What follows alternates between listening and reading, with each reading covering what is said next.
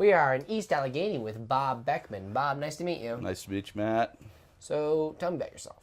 Tell me about where do you live? I live on Arch Street, Okay. a few blocks over. Okay. And I run Artisans Resource down the street. Mm-hmm. Print and imaging shop. Okay. So you live in here. You live in this neighborhood. And I live and work here. That is correct. Okay. So when did you move here? Why? Why or when? When? I moved here in like 86, 87. I came into Pittsburgh. I was on the south side for a little while. Mm-hmm.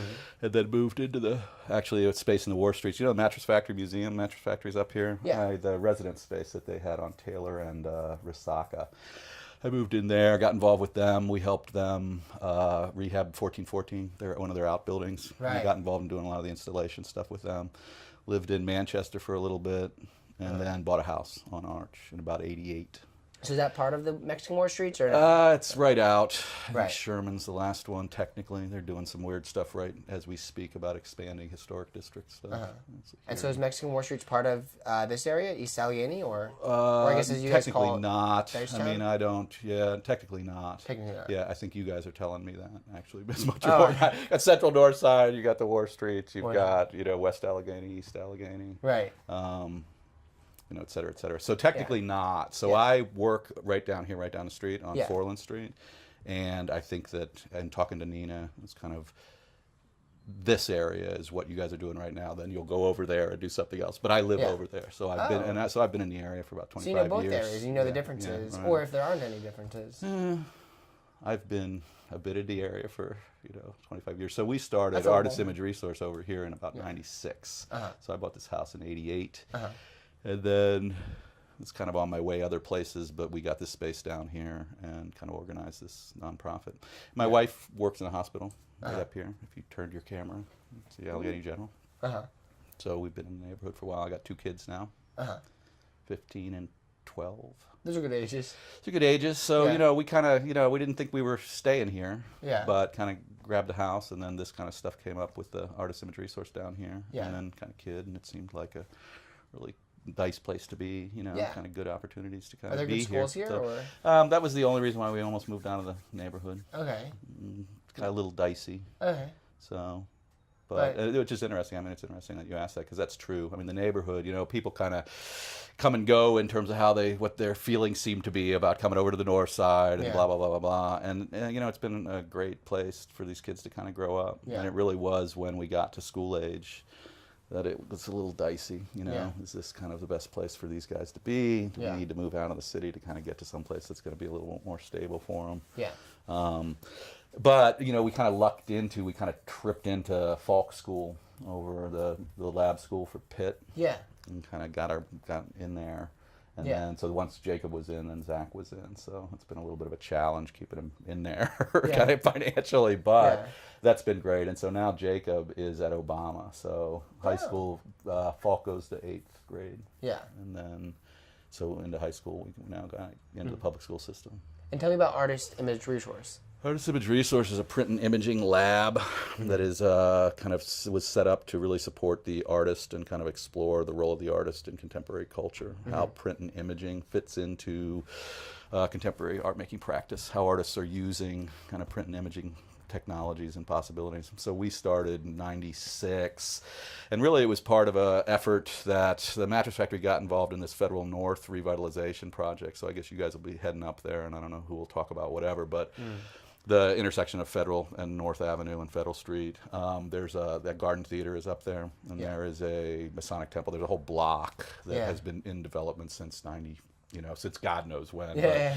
But we got involved a little bit at 94, maybe 93, 94 into 95, and that's when we kind of put together some ideas for Artisans Resource. It was kind of what kind of support organizations aren't in town for artists, and what would be interesting to populate that block with. Yeah. And it became kind of clear that was going to take forever, which I think they just got the Garden Theater, last year. So what's that, 10 years out or so? That's a long time. So a guy named John Mueller, who runs a hardware store over here, you guys should interview, had a building that he had just kind of gotten the roof on and kind of was starting to kind of organize the building. And so we kind of slid in over there and kind of finished the rehab on that and kind of put together Artisans Resource. So it's really kind of, the org structure is that it is about production. It is about projects that we initiate with artists that are doing kind of interesting things in kind of print. Yeah. And then there are, then it's kind of education and community access. Right. We kind of try to get the equipment up and running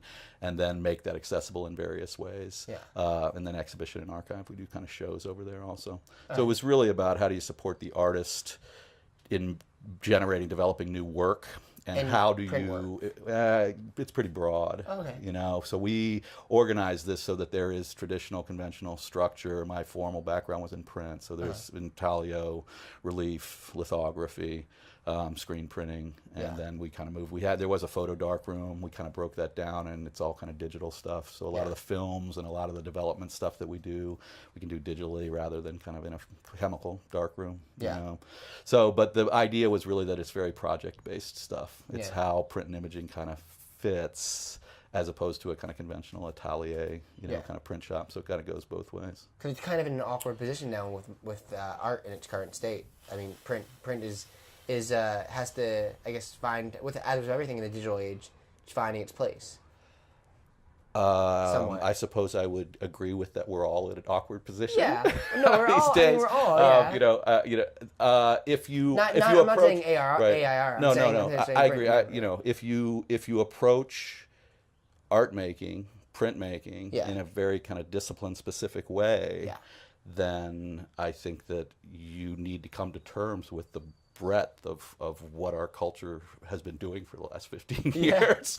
And in coming to terms with that, you have to make some kind of decisions, or you have to, kind of be paying attention. So we kind of have rolled into this, I think, with eyes wide open. It was really how are artists utilizing image making. And it's really kind of metaphor for us on the educational end, because what we were interested in really was supporting the artist fully, that what the artist does is valuable, that the kind of thinking, the investigation, the inquiry that goes on is valuable.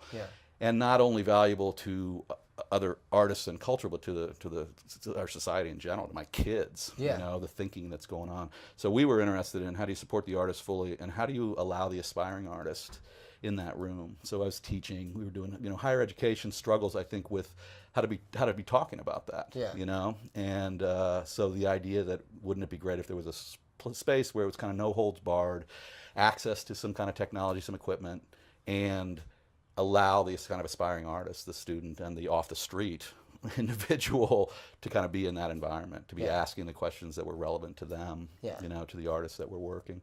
So that's been really the kind of whole model was set up that way. So it was not about printmaking. It was about, let's hold on to these presses. Everybody's kind of trashing these presses. A lot of university programs were shutting down, some of the more conventional stuff.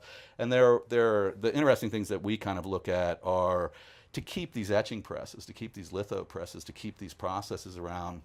It's kind of really metaphor for how we construct meaning, how we are capturing components, elements, information, and how we kind of layer that and combine that and composite that into creating new meaning. So this is kind of voice stuff. So that as metaphor is really kind of potent. And as education, there's a lot of process involved in that. There's duration in organizing, the technical aspects of how you're creating that print or that installation or that kind of, outcome.